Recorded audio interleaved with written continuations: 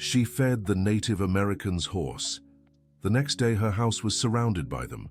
Jessica Parker never imagined that a simple act of kindness could turn her life into a nightmare. The 27-year-old had just woken up to the sound of hooves pounding the dirt around her family's small rural property. When she pulled back the curtain of her bedroom window, her heart raced. Dozens of riders completely surrounded the house where she had lived with her parents since birth. Men and women mounted on brown and black horses, all with serious expressions, waited in absolute silence. "Mom! Dad!" Jessica shouted, running to her parents' room. "Come see this."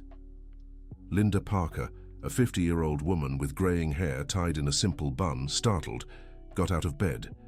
Robert Parker, a 55-year-old farmer with hands calloused from working the land, was already on his feet, peering through the window crack. "What the hell is going on here?" Robert muttered, running a hand over his bearded face. Jessica knew exactly what had happened. The previous afternoon, while walking down the dirt road leading to the town of Rockville in rural Kentucky, she had found an injured brown horse near the creek. The animal was limping on its right leg and seemed hungry. Without a second thought, Jessica ran home, grabbed some carrots and apples, and returned to feed the creature. The horse had a strange mark on its forehead like a painted symbol, but Jessica didn't pay attention to that detail. She simply stroked the animal's muzzle as it calmly ate from her hands. "There you go, big guy. Now you're better," she had said, petting the horse's dark mane. Just as she was about to leave, she heard the sound of other horses approaching. Jessica hid behind a tree and watched as 5 men appeared. They wore simple clothes, had long hair, and their skin was sun-bronzed. One of them dismounted and examined the injured horse. Jessica overheard one of them speaking in accented English. "The chief's sacred horse is fine. Someone took care of it." At that moment, Jessica realized she had gotten herself into something much bigger than she'd imagined. She stayed hidden until they left, taking the injured horse with them. Now, the next morning, it was clear they knew who had helped the animal. "Jessica, did you do something yesterday?" her mother asked, her voice trembling with nerves. The young woman took a deep breath and told her parents the whole story. Robert grew paler as he listened to his daughter's account. "You have no idea what you've done, girl," Robert said, shaking his head. "These folks from the Native American reservation don't play around. They have their traditions, their rules, and you messed with something you shouldn't have." "I just helped an injured animal," Jessica protested. "What's wrong with that?" Linda walked to the window and counted at least 20 riders surrounding the property. "They're not doing anything wrong," she observed. "They're just waiting." Robert put on a plaid shirt and headed for the front door. "I'll talk to them. You two stay inside." "Dad, no!" Jessica grabbed his arm. "Let me come too. I'm the one who messed with their horse." "Absolutely not. You've already done enough." Robert opened the door and stepped onto the porch of the simple white-painted wooden house. The silence was absolute. Only the sound of wind rustling the leaves of nearby trees broke the tension. One of the riders stood out from the group. He was a man around 45, with long graying hair tied back with a leather strap. His clothes were simple, but he carried a commanding presence that made it clear he was the leader. "Are you the owner of this land?" the man asked in a deep, calm voice. "Yes, sir. Robert Parker." "And you are?" "Running Wolf, chief of the Cherokee Reservation. I've come for answers." Robert felt a chill in his stomach. He knew the reputation of Chief Running Wolf. He was respected throughout the region, but also known for being unyielding when it came to his people's traditions. "Answers about what?" "Your daughter touched the sacred horse of our reservation. That breaks a very old agreement between our peoples." "Agreement? What agreement?" Robert truly didn't know what the chief was talking about. Running Wolf dismounted and stepped closer to the porch. His movements were calm but deliberate. "Over 100 years ago, when the first settlers came to this region, a pact was made. No one from town would touch the marked horses of our reservation. In return, we would not pass through the lands of the white settlers with our herds." Robert had never heard of this agreement. His father, who had bought the property in the 60s, had never mentioned anything like it. "Chief Running Wolf, with all due respect, I knew nothing about this agreement. My daughter only helped an injured animal. She meant no harm." Intent doesn't matter. What matters is that the agreement was broken, and now we must discuss the consequences. Jessica couldn't stay inside any longer. She stepped onto the porch, despite her father's gestures for her to go back. "I'm the one who did it," Jessica said, looking directly at Running Wolf. "If anyone has to pay for this, it should be me." The chief studied her for a few seconds. Jessica wore a simple beige blouse and a small pearl necklace her grandmother had given her. Her brown hair was tied in a low ponytail. "Do you know what it means to touch a sacred horse without permission?" "No, sir. But if you explain it to me, maybe we can resolve this by talking."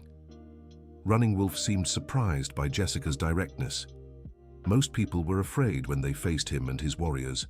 For our people, every marked horse represents an ancestor. When an outsider touches them, it's like disturbing our relatives who have passed on. Jessica felt the weight of the situation. She had no idea her act of kindness could hold such deep meaning for these people. "I sincerely apologize, Chief Running Wolf. I didn't know any of this. If I had, I never would have done it." Apologies don't undo what's been done. According to our traditions, when this happens, the person must undergo a purification ritual. Afterward, they must work for our reservation for one full moon. Robert stepped forward. "Now, wait a minute. My daughter isn't going anywhere." "Dad, let him finish explaining," Jessica said, surprising herself with her own courage. Running Wolf continued, "If she refuses, we'll have to take other measures to protect our sacred horses. We'll need to move our herds to the other side of the region, passing through the lands of every rancher here. That would cause inconveniences for everyone." The threat was subtle but clear. If Jessica didn't follow their traditions, the reservation would be forced to change their routes, and that would harm all the ranchers in the area. "How many days would this work be?" Jessica asked. "One full moon, about 30 days. "And what kind of work?" "You would help our women with the crops, tend to the animals, and learn about our traditions. It's a way for you to truly understand what your actions mean to us." Linda, who had been silently watching from the doorway, stepped closer. "And if my daughter agrees to do this, you guarantee there will be no further trouble?" "If she completes the ritual and fulfills the work period, we'll consider the incident settled." Jessica looked at her parents, then at Running Wolf. She knew she didn't have much choice. If she refused, she could cause problems for all the neighbors in the area. "I accept," said Jessica, before her parents could protest. "Jessica!" exclaimed Robert. "You can't make a decision like this on your own." "Yes, I can, Dad. I'm an adult, and it was my actions that caused this. I'll face the consequences." Running Wolf nodded in approval. "The ritual will take place tomorrow at dawn. You must come wearing only the clothes on your back, nothing else." "Wait," Robert interrupted. "I want to speak with others in the area before this happens. I need to understand more about this ancient agreement." "You have the right to seek answers," Running Wolf agreed, "but it won't change anything. The agreement exists, even if you've forgotten it." The chief mounted his horse again. "We'll return tomorrow at sunrise. We expect your daughter to be ready." Within minutes, all the riders had disappeared, leaving only a cloud of dust and a heavy silence in the air. Jessica sat on the porch, feeling the weight of everything that had just happened. In less than 24 hours, her life had completely changed. "Sweetheart, are you sure about what you're doing?" Linda asked, sitting beside her. "No, Mom, but I can't let the neighbors suffer because of something I did." Robert paced back and forth on the porch. "I'm going to talk to Hank. He's lived here longer than we have. Maybe he knows something about this agreement." Hank Miller was their closest neighbor, a 60-year-old man who had inherited his grandfather's land. If anyone knew about old agreements in the area, it would be him. Robert took the old pickup truck and drove to Hank's property, about 2 miles away. The dirt road was full of potholes, forcing him to drive slowly to avoid damaging the vehicle. When he arrived, he found Hank fixing a broken fence in the back. "Hank, I need to talk to you about something urgent." The older man set down his hammer and walked over. "What's wrong, Robert? You look like you've seen a ghost." Robert told him the whole story about Jessica and the sacred horse. Hank listened carefully, shaking his head. "Well, Robert, I figured this would cause trouble sooner or later." "What do you mean?" You knew about this agreement? My grandfather told me when I was a boy, but I thought it was just a legend, you know? Old folks talk. Hank sat on a fallen log, and Robert did the same. Tell me everything you know. According to my grandfather, when the first settlers arrived here, there was a lot of conflict with the Native Americans in the area. The lands overlapped, people fought over rivers and game. It was a tough time. And then? Then a preacher managed to get everyone to sit down and talk. They made an agreement. The Native Americans could keep using the land for hunting and fishing, but they wouldn't drive their herds through the settlers' properties. In return, the settlers promised to respect the marked horses, which were sacred to them. Robert rubbed his face with his hands. Why did no one ever tell me about this? Because over time, folks forgot. The Native Americans disappeared from the area for a few decades. Many thought they were gone for good, but they came back, bought land legally, and formed the new reservation on the other side of the ridge. Do you really think they'll do something if Jessica doesn't go? Hank was silent for a moment. Robert, these people don't make empty threats. If they said they'll drive their herds through the land, they mean it. And you know how it is. Hundreds of horses trampling our crops. Robert understood perfectly. The damage would be enormous for all the farmers. But is it safe to let my daughter go there? Look, I've seen Running Wolf around. I've bought horses from him over the years. He's a serious man, a man of his word. If he said it's just a ritual and a period of work, then that must be it. Robert returned home with a heavy heart. He knew Jessica was right to accept going, but that didn't make the situation any easier for him as a father. When he got home, he found Jessica helping her mother prepare lunch in their simple kitchen. They were speaking softly, and Robert noticed his daughter was nervous. So, Dad, did you find out anything? Robert sat at the wooden kitchen table and told them everything Hank had said. Jessica listened quietly, stirring the beans on the stove. At least now we know they're not making anything up, said Jessica. The agreement really exists. That doesn't make me any less worried, murmured Linda. The rest of the day passed slowly. Jessica tried to maintain normalcy, but she couldn't stop thinking about what awaited her the next morning. Dear listener, if you're enjoying the story, don't forget to like and especially subscribe to the channel. It really helps those of us just starting out. Now, continuing. By late afternoon, Jessica decided to take a walk to clear her thoughts. She followed the trail leading to the creek, where it had all begun. The place was peaceful, with only the sound of running water and birds singing in the trees. That's when she heard footsteps behind her. She turned and saw a young man approaching. He looked about her age, with straight black hair tied back, wearing simple clothes. "Are you Jessica?" he asked. "I am. And you are?" "My name is Eagle Eye. I'm the son of Chief Running Wolf." Jessica tensed immediately. What was he doing there? "I came to explain a few things about what will happen tomorrow," said Eagle Eye, noticing her concern. "Didn't your father say I wasn't supposed to bring anything?" "That's true, but I can tell you how the ritual and the work period will go. That way you won't be as nervous." Jessica sat on a rock near the creek. Eagle Eye did the same. "The purification ritual is simple. At dawn, you'll enter the sacred river of our reservation. Our medicine woman, Morning Star, will say some prayers, and you'll be considered purified. And after that, then you'll stay at my Aunt Willow's house. She'll teach you about our crops, our animals, and our traditions. It's honest work, nothing you can't handle." Jessica felt a little relieved. Eagle Eye seemed sincere, and there was nothing threatening in his words. "Can I ask you something?" said Jessica. "Of course. Why is this agreement so important to you? I mean, why can't you just forgive what happened?" Eagle Eye tossed a small stone into the water before answering. "For us, traditions aren't just rules. They're how we keep our identity alive. If we start making exceptions, soon there won't be any traditions left." "I see. But it must be hard living by such strict rules." "They're not strict. They're firm. There's a difference. Firm traditions give us strength. Rigid ones break us." Jessica found his perspective interesting. Eagle Eye didn't seem inflexible, just someone who deeply respected his culture. "Have you ever gone through a ritual like this?" "Yes.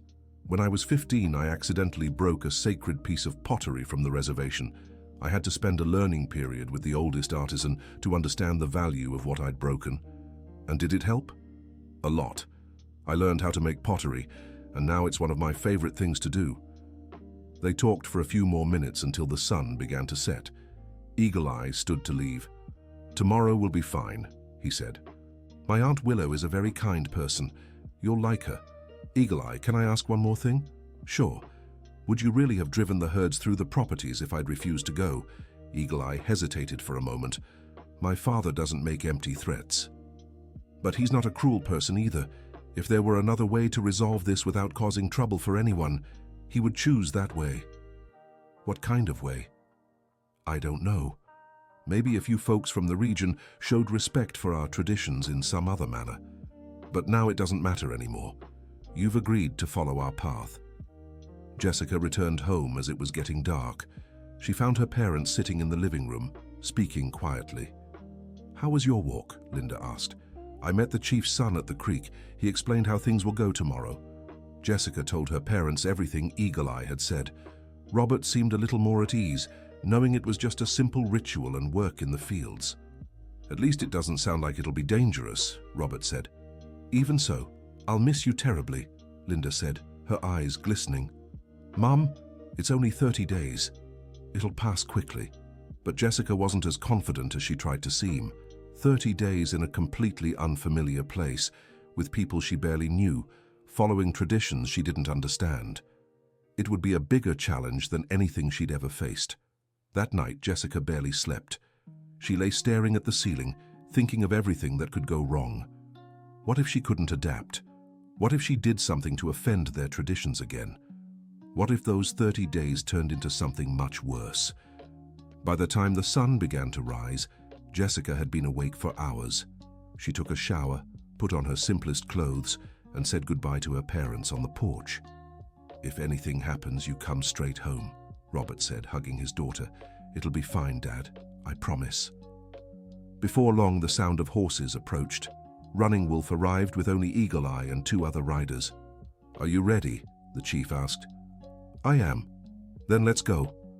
Jessica looked at her parents one last time and followed on foot beside the riders. The Cherokee Reservation was about a 2-hour walk through forest trails. Along the way, Jessica took in the landscape more closely. Crystal clear springs, ancient native trees, and lush greenery she'd never noticed before. The path was steep in places, but Eagle Eye always offered help when needed. "Is it always this green?" Jessica asked. "During the rainy season, yes. In the dry months it turns more yellow, but it's still beautiful," Eagle Eye replied. When they reached the reservation, Jessica was surprised. She'd expected something more primitive, but instead found a well-organized community. There were simple but sturdy houses, tended crops, and people busy with various tasks. "Our reservation has 140 people," Running Wolf explained. "We live off farming, horse breeding, and crafts." Jessica was taken straight to the sacred river, a breathtaking spot with clear water flowing over smooth rocks. Several women from the reservation were gathered on the bank. Morning Star, the medicine woman, was an elder with snow-white hair and striking eyes. She approached Jessica and studied her for a moment. "You broke our tradition without knowing," Morning Star said. "That shows how much you have to learn about respecting what you don't understand." "Yes, ma'am, I'm here to learn." The ritual was simple. Jessica stepped into the water up to her waist. Morning Star chanted a few words in the native language and scattered flower petals around her in the water. "Now you are purified," Morning Star said. "You may begin your journey of knowledge." Jessica was introduced to Willow, a woman around 40 with a warm smile. She would be responsible for teaching Jessica about life in the reservation. "Come, I'll show you where you'll stay," Willow said. The house was small but cozy, with a simple bed, a table, and a chair. Jessica packed her few clothes into a small dresser. "We start early tomorrow. We'll tend to the community garden," explained Willow. Jessica spent the first day just observing the activities on the reservation. It was fascinating to see how everything worked in an organized way, with each person having their specific responsibilities. On the second day, she began working in the garden. Willow taught her about different kinds of medicinal and edible plants she had never seen before. "This is plantain," explained Willow, showing her a small plant. "It's good for healing wounds. And this one is nasturtium, which we use in salads." Jessica discovered she enjoyed working the land. There was something comforting about planting, watering, and caring for the plants. On the third day, she got to know the other people on the reservation better. She learned that many had college degrees and worked outside, but chose to live on the reservation to preserve their traditions. "I'm a teacher in the city," shared Willow, a young woman of 30. "But I come home every day. It's important for my children to know our roots." Jessica began to understand that these people weren't isolated from the modern world. They had found a way to balance tradition and modernity. On the fourth day, she faced her first big challenge. While tending to the horses, one of the animals spooked and nearly knocked her over. Jessica was scared and couldn't bring herself to approach the horses for the rest of the day. "It's normal to be afraid at first," said Eagle Eye, who had witnessed the incident. "Horses can sense when someone is nervous." "How do I stop being nervous?" "Take a deep breath and remember they're our partners, not our enemies." On the fifth day, Jessica tried approaching the horses again. This time she managed to brush them without any trouble. She felt a small but important sense of victory. On the sixth day, she received her first visit from her parents. Robert and Linda showed up at the reservation, bringing some extra clothes for Jessica. "How are you feeling?" asked Linda. "Good, Mom. It's different than I expected." "How so?" "I thought it would be harder. The people here are very welcoming." Robert spoke with Running Wolf during the visit. "Your daughter is adapting well," said the chief. "She's eager to learn." "I'm glad to hear that. But there's still much she needs to understand about the true meaning of our traditions." On the seventh day, Jessica had her first big lesson. Morning Star took her to see the reservation's horse cemetery. "Every horse that passes from this life is buried here," explained Morning Star. "To us, they aren't just animals. They're family members, spiritual guardians." Jessica saw the small graves marked with special stones. She began to understand why touching the sacred horse had been considered so serious. "The horse you fed was Running Wolf's grandfather's favorite," shared Morning Star. "When he passed, the horse grew very sad. We believe they still communicate even after death." "And that's why it's sacred?" "That, and many other reasons you'll learn in time." On the eighth day, Jessica took part in her first traditional ceremony. It was a celebration honoring their ancestors. She stayed quiet, just watching and trying to absorb the meaning of it all. The music, dances, and prayers created an atmosphere unlike anything she'd ever known. There was something deeply spiritual about those rituals. On the ninth day, she began learning about the reservation's crafts. Willow taught her how to make small pottery pieces. "Pottery is one of our oldest traditions," explained Willow. "Every design has a special meaning." Jessica discovered she wasn't very skilled at pottery, but she enjoyed the process of creating something with her own hands. On the 10th day, she faced her first big frustration. While helping prepare the community lunch, she completely burned the corn she was cooking. "This is no good," said one of the older women, visibly annoyed. Jessica felt terrible. She left the kitchen and went to cry alone by the river. Eagle Eye found her there a few hours later. "What happened?" Jessica told him about the burned corn and how humiliated she felt. "Ms. Abernathy is just like that," said Eagle Eye. "She's very particular about food, but don't take it personally. I feel like I'm more of a hindrance than a help." "That's not true. You're learning. It's part of the process." On the 11th day, Jessica decided to try harder in the kitchen. She woke up earlier and asked Willow to teach her everything about preparing traditional foods. "Patience is the most important ingredient," said Willow. "If you cook in a hurry, the food will feel it." Jessica spent the whole day in the kitchen, learning about different spices and cooking techniques. By the end of the day, she managed to make a cassava broth that everyone praised. On the 12th day, something happened that completely changed her perception of the reservation. A severe storm hit the area overnight, and part of the house where Jessica was sleeping collapsed. She woke up to the noise and managed to get out in time, but all her clothes were soaked and covered in mud. For a few hours, she had nowhere to sleep or anything to wear. That's when she saw the true solidarity of the community. Several families offered clothes, food, and shelter without her having to ask. "No one is left helpless here," said Running Wolf. "When one of us has a problem, we all have a problem." Jessica was moved by the generosity of these people. She realized there was much she could learn about community and mutual support. On the 13th day, she began helping rebuild the collapsed house. She worked carrying wood, nailing planks, and painting walls alongside the men of the reservation. "You're stronger than you look," remarked one of the workers. Jessica had never done heavy manual labor before, but she discovered she was capable of much more than she imagined. On the 14th day, she received bad news from her parents. Robert had sprained his ankle and was struggling to manage the property alone. "I need to go home to help my dad," Jessica told Running Wolf. "I understand your concern, but you haven't finished your time here yet. But my father needs me, and you need to finish what you started.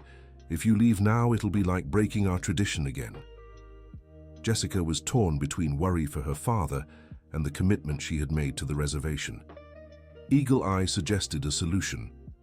"Why don't we ask some of our men to help your father while you finish here?" Running Wolf agreed with the idea.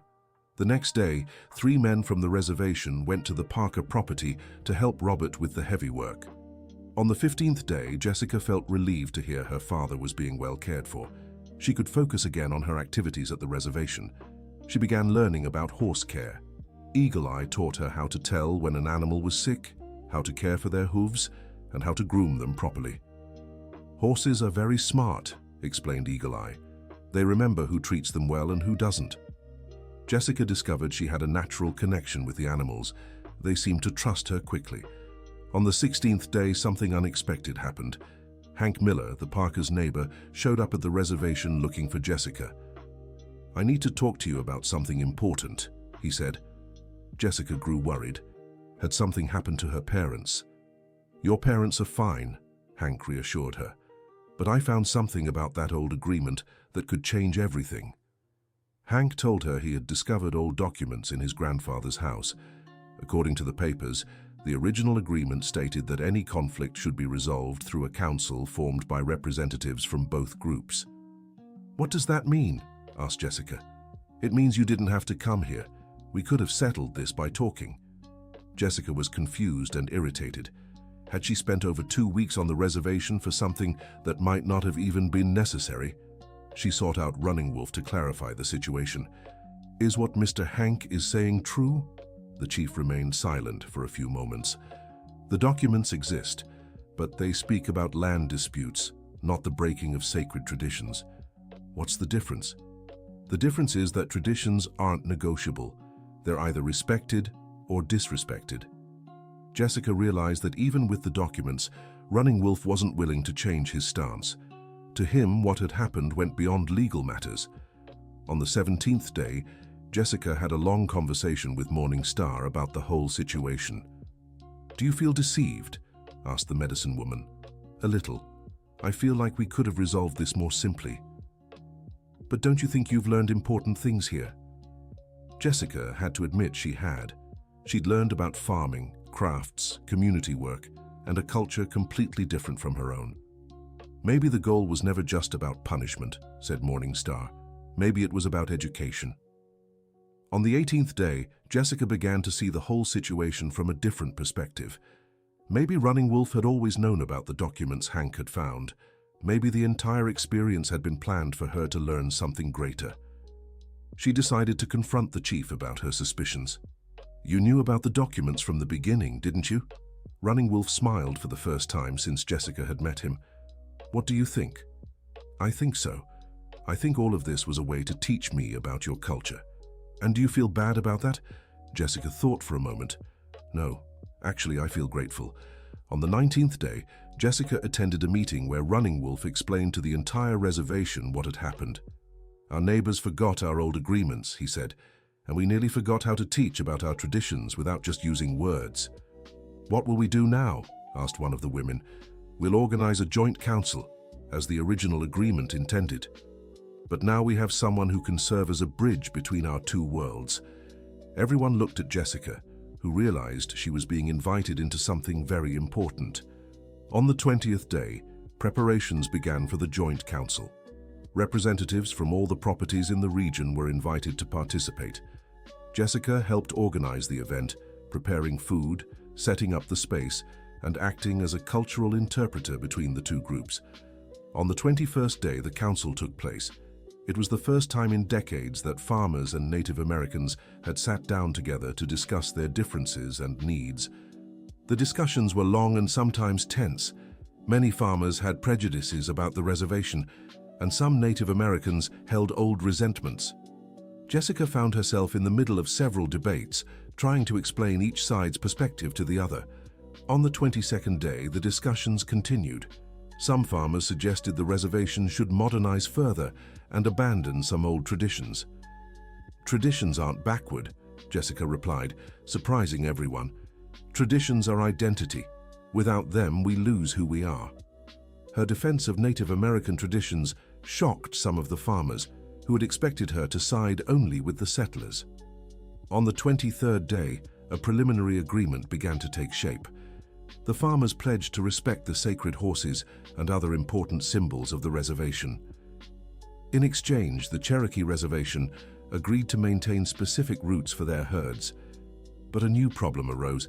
Some ranchers wanted to impose limits on how many horses the reservation could have. "This is ridiculous," said Jessica. "You can't limit their livestock."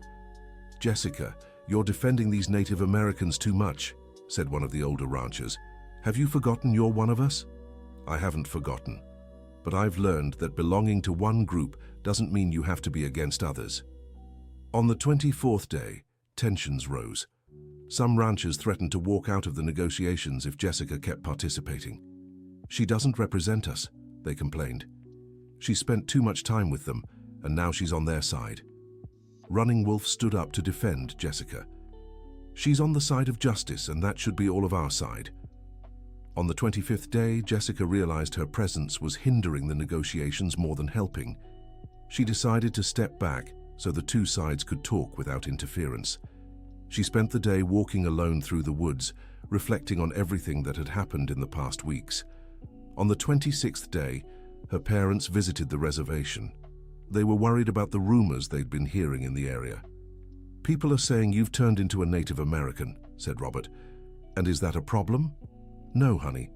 But you need to think about your future. After all this is over, you'll still be living here. You can't upset everyone."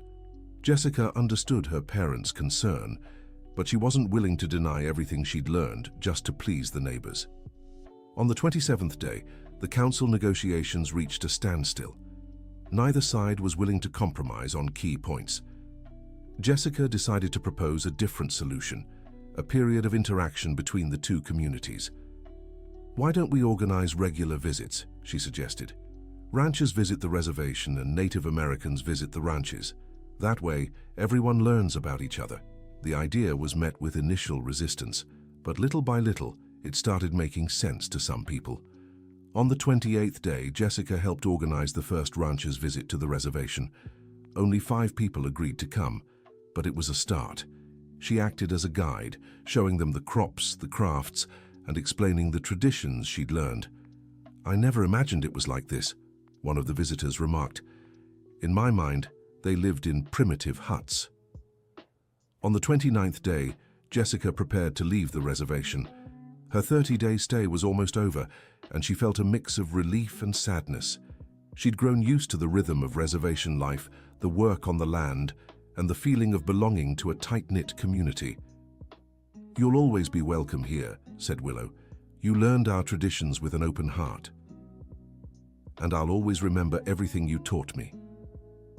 On the 30th day, the farewell ceremony took place. Jessica received a necklace made by Morning Star as a symbol of her completed journey. "This necklace represents your bond with our community," the medicine woman explained. "Whenever you wear it, remember there's more than one way to see the world." Running Wolf gave a speech about the importance of mutual respect between different cultures. "Jessica has shown us it's possible to build bridges without destroying identities," he said. "We hope she'll be the first of many who learn with us." Jessica returned home moved and transformed. Her parents noticed the change immediately. "You're different," observed Linda. "I am. I learned so much." "Like what?" "I learned there are many ways to live well. I learned traditions aren't just old useless things, they're treasures that need to be preserved. And I learned that when we make an effort to understand others, we discover we're not so different after all. In the days that followed, Jessica dedicated herself to implementing some of the things she had learned on the reservation. She started an organic garden on the family property, using techniques Willow had taught her. She also began a community outreach project, organizing monthly gatherings where farmers and Native Americans could exchange knowledge about agriculture and animal husbandry. Dear listener, if you're enjoying the story, don't forget to like and especially subscribe to the channel. It helps us newcomers a lot. Now back to the story. The first gathering was small, with just 10 people from each side, but Jessica was determined to make it grow. "You have to start somewhere," she told Eagle Eye, who had become a close friend. "You're right. Big changes begin with small steps." 3 months after her time on the reservation, Jessica faced her first major test. A local farmer accused the Cherokee of letting horses trespass onto his crops. "They don't respect fences," the man complained to Jessica. "I lost over $1,000 in corn." Jessica offered to mediate the conversation between the farmer and Running Wolf. The meeting was tense, but she managed to keep the dialogue civil. "Mr. Frank, are you sure it was the horses from the reservation?" Jessica asked. "Of course I am. I recognize their brands." Running Wolf explained that all the horses on the reservation were properly fenced and that there might be another explanation for what had happened. After some investigation, they discovered the horses that had trespassed weren't from the reservation. They were wild Mustangs from the hills, unbranded. "I apologize for the confusion," Frank said. "I didn't look closely enough at the brands." The incident showed how prejudices and assumptions could lead to unnecessary conflicts.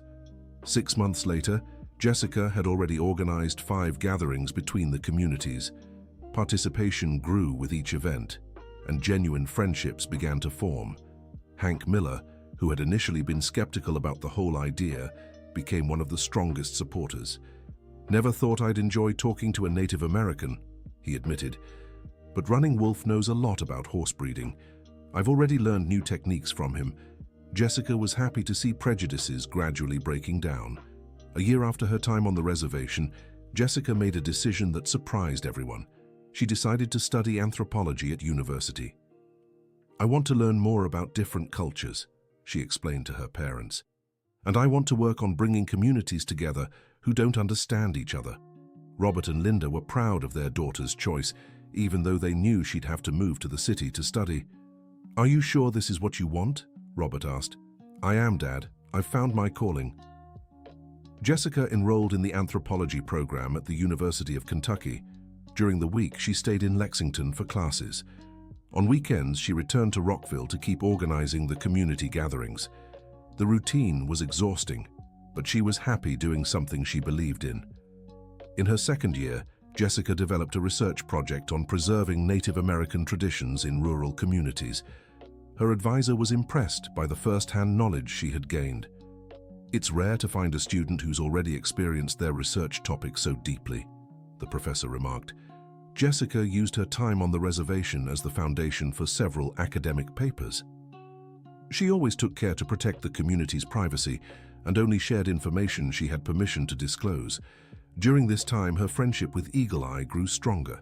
They corresponded regularly, and he always visited her when she was in the area. "Do you think our friendship would have happened if it weren't for all that trouble with the horse?" Jessica asked during one of their conversations. "Probably not," Eagle Eye admitted. "Our worlds were too far apart, but sometimes it takes a problem to create a solution." In her third year of college, Jessica faced a personal crisis. She began questioning whether she was really making a difference with her cultural outreach projects. The gatherings still happened, but there was still a lot of prejudice and resistance on both sides. Some farmers only participated out of convenience, and some Native Americans saw the activities as a waste of time. "Sometimes I feel like I'm fighting windmills," she confessed to Morning Star during one of her visits to the reservation. "Real change takes generations," the medicine woman replied. "You're planting seeds. Others will reap the harvest." In her fourth year of college, Jessica received an offer to intern with an organization working on Native American rights in Washington, D.C. It was an incredible opportunity, but it meant temporarily stepping away from her work in Rockville. "Go," Running Wolf advised. "You need to learn about other realities so you can be more useful here." "But what about the gatherings and all the work we've built? Others can keep it going. You're not the only one responsible." Jessica accepted the internship and moved to Washington, D.C. for 6 months. There she learned about public policy, indigenous legislation, and nationwide cultural preservation projects. The experience was enriching, but she missed the direct connection with the communities. "The work here is important," she wrote in a letter to Eagle Eye, "but I'd rather be in the field, talking to real people about real problems." When she returned from Washington, D.C., Jessica found a complicated situation waiting for her. During her absence, a serious conflict had arisen between some farmers and the reservation. A farmer had built a fence blocking the community's traditional access to the river. Running Wolf had tried to negotiate, but the man refused to remove the fence. "The law is on my side," the farmer said. "I bought this land and I can do what I want with it." "But the river access is ancestral," Running Wolf argued. "Our people have used that path for hundreds of years." Jessica found herself in the middle of a conflict far more complex than anything she'd faced before. It wasn't just about misunderstandings or prejudice anymore. It was about legal issues and property rights. She spent weeks studying the law and researching the area's history. She discovered historical documents that proved the Native American community's traditional use of the path. "We could take this to court," Jessica suggested. "Lawsuits take years," Running Wolf replied, "and cost money we don't have." "Then let's try to work it out through conversation." Jessica organized a meeting with the farmer, some neighbors, and representatives from the reservation. The discussion was tense, with accusations and shouting from both sides. "You Native Americans want everything for free," the farmer said. "I paid good money for this land." "We don't want your land," Running Wolf answered. "We just want to use the path like we always have." Jessica realized she needed to find a creative solution that met everyone's needs. "What if we built an alternate path?" she suggested. "One that doesn't cross your property but still gives access to the river." The idea sparked intense debate. Some thought it was too much of a concession from the reservation. Others saw it as a practical solution. After much negotiation, they reached an agreement. The community could use an alternate trail that passed through another farmer's land, who agreed to allow access in exchange for help from the reservation with seasonal work. "It's not the perfect solution," Jessica admitted, "but it's one that works for everyone." The trail situation made Jessica realize her role as a cultural mediator was more complex than she'd imagined. It wasn't enough to organize friendly meetings. She had to handle real conflicts and find practical solutions. The following year, she graduated in anthropology with a thesis on conflict mediation in rural communities. Her work was praised by professors and recommended for publication. "You have a talent for this," her advisor said. "You should consider a master's degree." But Jessica was tired of academic life. She wanted to return to hands-on work. She decided to open a small consulting office for cultural mediation, offering services to communities facing conflicts like the ones she'd experienced. The beginning was tough. Few people understood what cultural mediation was, and even fewer were willing to pay for it. Jessica spent the first months doing volunteer work to build her reputation. She helped resolve disputes between fishermen and farmers in another part of Kentucky. She also worked with a historic black community dealing with land encroachment. Gradually, her work gained recognition. She received invitations to speak at seminars and workshops on conflict resolution. "You're becoming famous," Eagle Eye teased during one of his visits. "I don't want to be famous. I just want to be useful." 3 years after graduating, Jessica faced her biggest professional challenge. She was called to mediate a conflict between a mining company and 3 Native American communities. The company wanted to explore an area the communities considered sacred. The dispute had lasted 2 years and was escalating dangerously.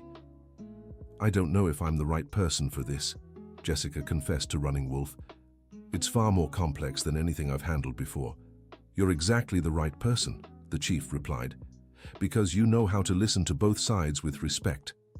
Jessica accepted the challenge. She spent 3 months traveling between the communities and the company's offices, hearing everyone out. The situation was indeed complicated. The company had legal permits for exploration. The communities had ancestral rights to the land.